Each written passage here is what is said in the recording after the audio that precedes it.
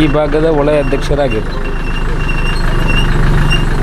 ಅವರು ನನಗೆ ಭಾರಿ ಹಿಂದಿನಿಂದ ಆತ್ಮೀಯರು.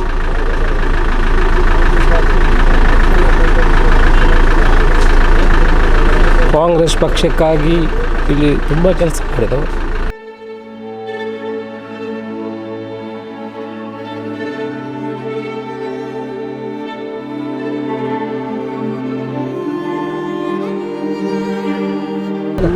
ನಿಜವಾಗ್ಲೂ ತುಂಬ ದುಃಖ ಆಗ್ತಾಯಿದೆ. ನಮ್ಮ ಕಾಂಗ್ರೆಸ್ ಪಕ್ಷದ ಒಬ್ಬ ಮುಂದಾಳು, ಬಹುಶಃ ಬಹಳಷ್ಟು ಕ್ರಿಯಾಶೀಲವಾಗಿದ್ದಂಥ ಒಬ್ಬ ಯುವಕ ಇವತ್ತು ಅವರ ನಿಧನದ ವಾರ್ತೆ ಕೇಳಿ ದಿಗ್ಭ್ರಮೆಗೊಂಡಿತ್ತು.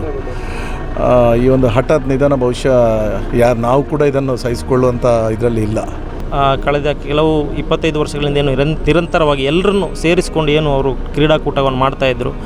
ಅಧಿಕೃತವಾಗಿ ಅಧ್ಯಕ್ಷ ಅಲ್ಲ ಅಂತ ಹೇಳಿದ್ರು ಕೂಡ ಒಬ್ಬ ಅಧ್ಯಕ್ಷನಿಗಿಂತ ಜಾಸ್ತಿಯಾಗಿ ಒಬ್ಬ ಕಾರ್ಯಕರ್ತನಾಗಿ, ಒಬ್ಬ ನಾಯಕನಾಗಿ ಯುವಕರಿಗೆ ಏನೆಲ್ಲ ಬೇಕೋ ಅದನ್ನು ಯಾರಿಂದ ಕೂಡ ಯಾವುದೇ ರೀತಿಯಲ್ಲಿ ಅಪೇಕ್ಷೆ ಪಡದೆ ಎಲ್ಲರ ಸಹಕಾರದೊಂದಿಗೆ ಎಲ್ಲರನ್ನು ಒಗ್ಗೂಡಿಸಿ ಮಾಡಿದಂಥ ಒಬ್ಬ ಮಹಾನ್ ನಾಯಕರಾಗಿದ್ದರು ಪ್ರಕಾಶ್ರವರು. ಆ ಕ್ರಿಕೆಟ್ ಮಾಡಿದಂಥ ಇವತ್ತು ಅವರು ಮಾಡಿದಂಥ ಒಂದು ಭಾಷಣ ಅದಕ್ಕಿಂತ ಮುಂಚೆ ಯಾರು ನೋಡಲಿಲ್ಲ, ಅದಕ್ಕಿಂತ ನಂತರ ಕೂಡ ಯಾರು ನೋಡಲಿಲ್ಲ. ಆ ರೀತಿಯ ಒಂದು ಮಾತು ಬಹುಶಃ ಸುಮಾರು ಒಂದು 25 ವರ್ಷಕ್ಕಿಂತಲೂ ಹೆಚ್ಚು ಈ ಒಂದು ಟೈ ಬ್ರೇಕರ್ಸ್ ಯುವಕ ವೃಂದವನ್ನು ನಡೆಸ್ಕೊಂಡು ಬಂದಿರತಕ್ಕಂಥ ದೊಡ್ಡ ಯುವಕರ ತಂಡ ಒಂದು ಈ ನರಿಮುಗಿರಲ್ಲಿ ಸಕ್ರಿಯವಾಗಿ ಇತ್ತು ಅಂತೇಳಿ ಅದಕ್ಕೆ ಮೂಲ ಕಾರಣ ಅಂತಂದರೆ ಪ್ರಕಾಶ್ ಪುರುಷರಗಟ್ಟೆ ಅವರು. ನಮ್ಮ ಕಾಂಗ್ರೆಸ್ ಬಳಗಕ್ಕೆ, ನಮ್ಮ ಪಕ್ಷಕ್ಕೆ ದೊಡ್ಡ ಆಸ್ತಿಯಾಗಿದ್ದರು, ಕಳ್ಕೊಂಡಿದ್ದೇವೆ. ಒಳ್ಳೆಯ ಸಂಘಟಕ, ಸ್ನೇಹಮಯಿ ವ್ಯಕ್ತಿತ್ವ, ಒಂದಷ್ಟು ಸ್ನೇಹಿತರನ್ನು ಸೇರಿಸಿಕೊಂಡು ಕ್ರೀಡಾಕೂಟವಿರಲಿ, ಬೇರೆ ಬೇರೆ ಸಮಾಜಮುಖಿ ಕಾರ್ಯಕ್ರಮಗಳೊಂದಿಗೆ ಎಲ್ಲರನ್ನು ಸರ್ವರನ್ನು ಸಮಾನ ದೃಷ್ಟಿಯಲ್ಲಿ ನೋಡುವಂಥ ಒಂದು ವ್ಯಕ್ತಿತ್ವ, ದೊಡ್ಡ ವ್ಯಕ್ತಿತ್ವ, ದೊಡ್ಡ ಮನಸ್ಸಿನ ವ್ಯಕ್ತಿತ್ವ, ಹೃದಯ ವೈಶಾಲ್ಯದ ವ್ಯಕ್ತಿತ್ವವನ್ನು ಕಳ್ಕೊಂಡಿದ್ದಾರೆ. ಅವರು ಜಾತಿ ಅಂತ ನೋಡಲಿಲ್ಲ, ಆದರೂ ನಮ್ಮೊಟ್ಟಿಗೆ ಬೆರೆದವರು. ಇವತ್ತು ತುಂಬ ನೋವು ತಂದಿದೆ. ಇನ್ನೂ ಯುವಕರಿಗೆ ಅದೊಂದು ಪ್ರೇರಣೆ ಆಗಬೇಕು ಇವರನ್ನು ನೋಡಿ. ಪ್ರಕಾಶ್ ಅವರು ಇವತ್ತು ನಮ್ಮನ್ನು ಬಿಟ್ಟು ಅಗಲಿದ್ದಾರೆ. ಆ ದುಃಖದ ನೋವನ್ನು ನಮಗೆ ಖಂಡಿತವಾಗಿಯೂ ಭರಿಸಲಿಕ್ಕೆ ಸಾಧ್ಯ ಇಲ್ಲ. ಮಹಿಳಾ ಕಾಂಗ್ರೆಸ್ಸಿಗೆ ಕೂಡ ಹೆಚ್ಚಿನ ಒಂದು ಸಹಕಾರವನ್ನು ಕೊಟ್ಟು ನಮ್ಮನ್ನು ಸಂಘಟಿಸುವಲ್ಲಿ ಯಶಸ್ವಿಯಾಗಿ ಕೆಲಸವನ್ನು ಮಾಡಿದಂತಹ ವ್ಯಕ್ತಿ. ಇವತ್ತು ನಾವು ತುಂಬ ಕಳ್ಕೊಂಡ ಅನುಭವ ಆಗಿದೆ. ಅವ್ರನ್ನ ಅಗಲಿಕ್ಕೆ ಅವು ಕನಟ್ಲ ನೆನಪೇರ ಬಿದ್ದಿದೆ. ಒಂದು ಅವ್ರನ್ನ ಒಂಜಿ ಬದ್ಧತೆ, ಒಂಜಿ ಜವಾಬ್ದಾರಿ ಕೊರ್ನ ಬದ್ಧತೆ, ಸ್ನೇಹ ಬರತೆ, ಬೊಕ್ಕ ನಿಷ್ಕಲಂಕ ಮನಸ್ಸು.